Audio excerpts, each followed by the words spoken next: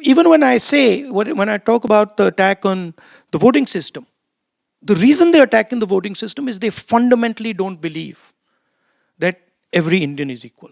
In their mind, and I've spoken to them, I know them, I talk to them. In their mind, there is no way a Dalit person is the same as an upper caste person. They cannot even they can't even compute that, right? And that's to me the real revolution in India in 1947.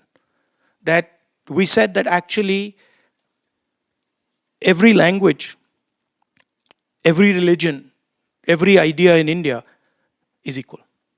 And if you think about it, without, dissing the Europeans, no, seriously, sometimes they come to me, and so they're struggling to build an economic union, okay?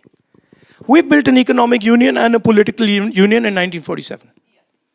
And we've run it just fine.